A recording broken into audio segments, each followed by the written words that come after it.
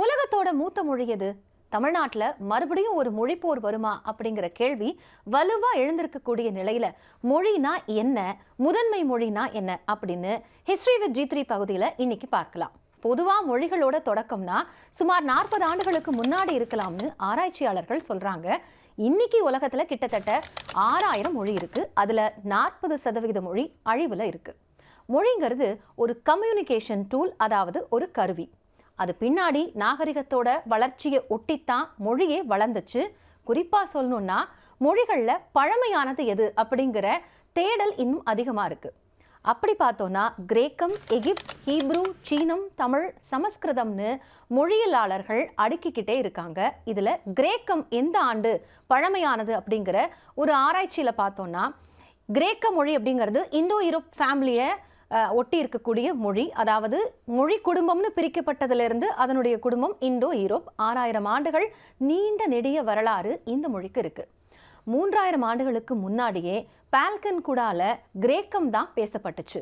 அதுலேயும் கிரேக்கத்தோட பழைய எழுத்து வடிவான அசை எழுத்து அப்படிங்கிறது கண்டெடுக்கப்பட்ட காலத்தை கிமு 1450 1350 இடைப்பட்டதுன்னு சொல்றாங்க.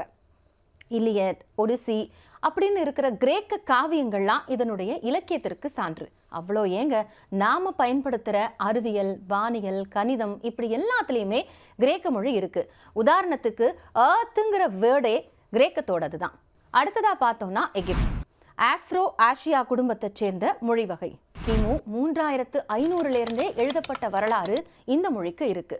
எகிப்தியத்தோட காப்டிக் தான் அதனுடைய பழமையான மொழி.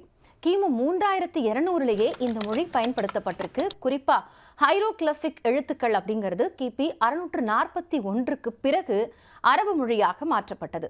கிபி 17ஆம் நூற்றாண்டினுடைய பிற்பகுதி வரைக்கும் காப்டிக் மொழி தான் எகிப்தில் பயன்பாட்டில் இருந்தது. இப்போ வரைக்கும் அங்குள்ள காப்டிக் சர்ச்சில் இந்த மொழியில தான் வழிபாடை நடத்துகிறாங்க.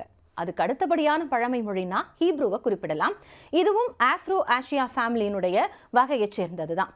கிமு 1000 ஆண்டுகள் பழமையான மொழி அப்படிங்கிறதுக்கான சான்றுகளை கொண்டது.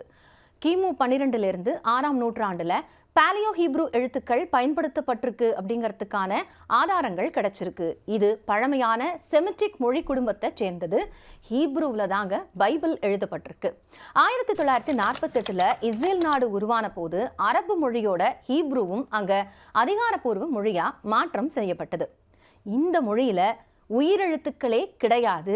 அடி வயிற்று, அதாவது குடல் பகுதியிலிருந்து தான் இதனுடைய வார்த்தைகளை பேசணும் அப்படிங்கிறதுனால இந்த மொழியை கத்துக்கிறதே ரொம்ப சிரமம் அப்படின்னு சொல்றாங்க. அடுத்ததா செம்மொழியான தமிழ் மொழி. கிட்டத்தட்ட 3500 ஆண்டுகள் வரைக்கும் பழமையானது அப்படின்னு சொல்லப்படுது. தமிழோட பழமையான நூல்னு நாம குறிப்பிடுறது தொல்காப்பியம். இது எழுதப்பட்ட ஆண்டுன்னு பார்த்தோம்னா கிமு 400. அதன் பிறகு சிலப்பதிகாரம் உள்ளிட்ட தமிழ் இலக்கியங்களும் மொழியினுடைய காலத்தை குறிக்கிறதுக்கு சான்றா இருக்கு. இன்னைக்கு கூட சிந்து சமவெளி நாகரிகம் வச்சு பார்க்கும்போது கிமு 1800 3000 அப்படிங்கிறது கல்வெட்டு ஆராய்ச்சிகள். அது மட்டும் இல்லாம ஒரு மொழியினுடைய சான்றை தெரிஞ்சுக்கிறதுக்கு கல்வெட்டுகள், ஓலைச்சுவடிகள் தான் முக்கிய காரணிகளாக இருக்கின்றன. அந்த வகையில பார்த்தோம்னா தமிழ்ல பிராமியினுடைய பயன்பாட்டு இருந்த காலம் அப்படிங்கிறது மிக முக்கியமான ஒரு காலம். கிமு 5 கிமு 3ஆம் நூற்றாண்டு வரை அப்படின்னு சொல்றாங்க. அது வரைக்கும் பிராமி எழுத்துக்கள் புழக்கத்திலேயே இருந்துச்சு. பிராமி எழுத்துனா என்னன்னு பார்த்தோம்னா இந்த மொழிக்கு ஒரு சிறப்பு தன்மை உண்டு. இடப்பக்கத்திலிருந்து வலப்பக்கமாக எழுதப்படக்கூடிய அபுகிடா அப்படிங்கிற எழுத்து வகை. அது மட்டும் இல்லாம இந்த வகை எழுத்துக்களை குகைகள், மண்பானைகள், ஓடுகள் இதுலலாம் கிபி 3ஆம் நூற்றாண்டுக்கு முன்பே கண்டுபிடிச்சிருக்காங்க. அதன் பிறகு வட்டெழுத்துக்கள் அப்படிங்கிறது தமிழ்ல பயன்பாட்டில் இருந்தது. இன்னைக்கு கூட நம்ம கோயில்களில் பார்க்கக்கூடிய பெரும்பாலான கல்வெட்டுகளில் இதை பார்க்கலாம். அடுத்ததாக சமஸ்கிருதம். இந்தோ ஆரிய அப்படி இல்லைன்னா இந்தோ ஜெர்மானிய மொழி குடும்பம் அப்படின்னு சொல்றாங்க. அதனாலதான் ஆரியர்கள் அப்படிங்கிற பெயர் குறிப்பிடப்படுறதையும் பார்க்கிறோம். சுமார் 2600 ஆண்டுகள் பழமையான மொழி அப்படின்னு கணக்கிடப்படுகிறது. கிமு 1700 1200 வேதகால மொழியா இது பயன்படுத்தப்பட்டது. குறிப்பா கிமு 1600 பாணினி அப்படிங்கிற இலக்கண அறிஞர் தான் இதை முறைப்படுத்தினாரு. இது பிராகிருத மொழியினுடைய செழுமை வடிவம் அப்படின்னு சொல்லப்படுது. அறிவியல் மொழியாகவும் பார்க்கப்படுது. கிபி 11ஆம் நூற்றாண்டுல பீகார், நேபாளத்துல சமஸ்கிருத கையெழுத்து இருந்ததை கண்டுபிடிக்கப்பட்டிருக்கு. சமஸ்கிருத இலக்கிய காலம் குறித்து குப்தர்கள் காலம் அப்படின்னு சொல்றாங்க. வேதங்கள், புராணங்கள்ல சமஸ்கிருதம் எழுதப்பட்டிருக்கு.